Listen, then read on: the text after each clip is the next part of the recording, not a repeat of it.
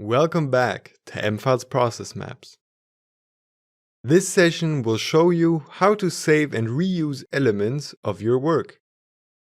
You will learn how to use the private and public storage, organize the elements in the storage, and how to replicate maps. Also, you will learn how to use them in other applications such as Microsoft Office.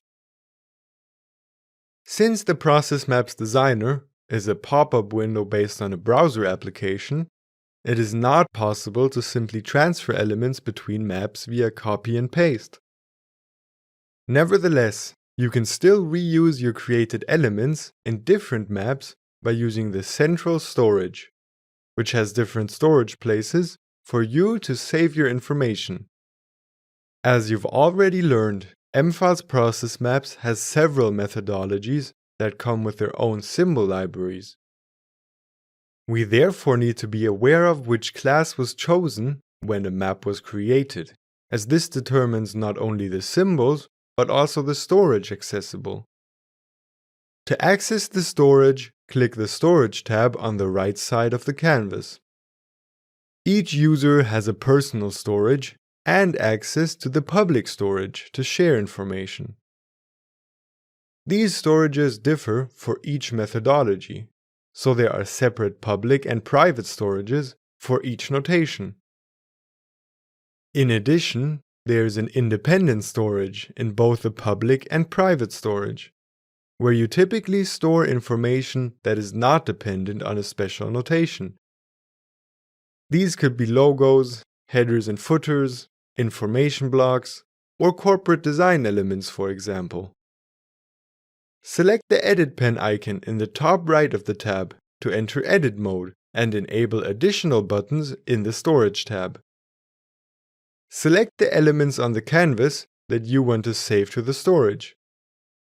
With the plus button next to the section titles, the current selection is saved to the corresponding storage. A name has to be specified for the stored selection. It is shown as a green tile as long as it has not been made persistent in the storage with the disk icon.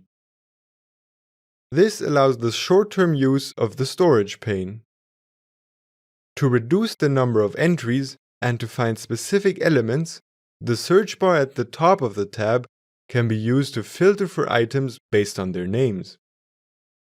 Stored elements in the independent storage can then be inserted to any other process maps. Elements stored in a notation-specific storage can only be added to any process maps of that specific notation. The other buttons next to the section titles can be used to create and delete subfolders to further organize your stored elements. You rename those folders by double-clicking the name. Hover over the tiles for a larger preview of the stored elements. To use these items from the storage, simply drag and drop the stored elements from the right side of the screen onto the canvas. When edit mode is activated, two buttons for each saved item are revealed. These can be used to rename or delete the item respectively. To leave edit mode, select the edit pen again.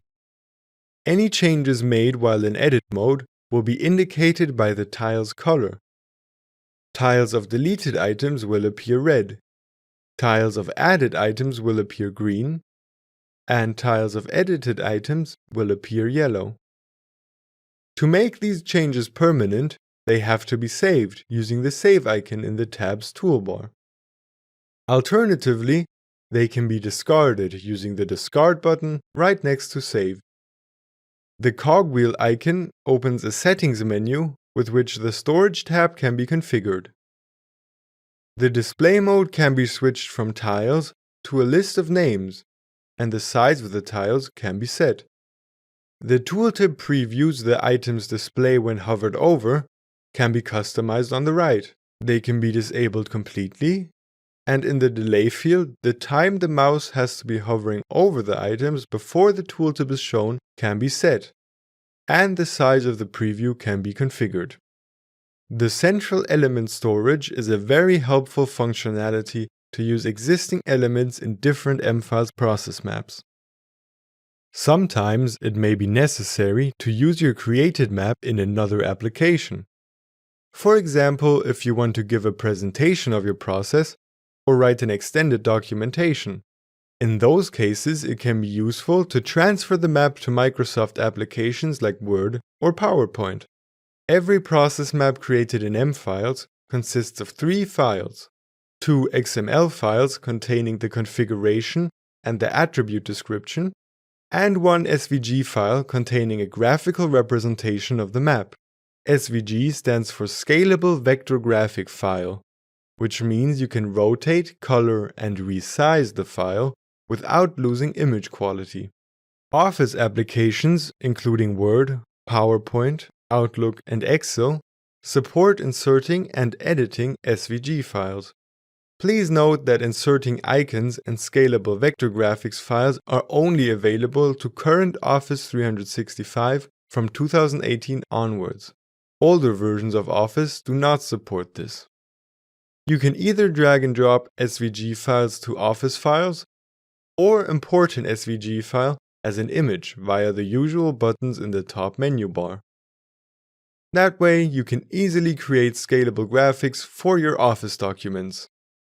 Of course, the opposite direction works too. You can copy and paste icons, scalable graphics, and other image files to your process map. Open the application of your choice, copy the graphic, and right-click on the canvas in the Process Maps Designer. Next to the entry Paste, you will find the option Paste Image, with which you can insert the image. Of course, you can also simply insert the image using the keyboard shortcut Ctrl-C and Ctrl-V, or drag and drop it from the Explorer to your process map. Since the generated process map is an M-Files internal multi-file object, a process maps object cannot be easily transferred per copy and paste to another vault. Nevertheless, process maps can be exported or imported and replicated by M-Files standard means. If you want to manually carry over a map, all you need to transport is the XML content in the object. The pmap.xml file contains the whole drawing, so this is the only piece of information that needs to be transferred. Create a new process maps object with a desired class in your target environment.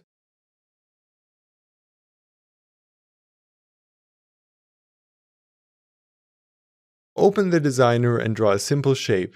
Save and leave the map again. Now you have created the necessary object with 3 files. Go back to your source environment, open the process maps object, and select the pmap.xml file. You can now easily drag this file to your new environment and replace it at the destination. Open the map in the target environment, move an element to make a change, and save the map. You have now successfully migrated the object and can continue to use the map as usual.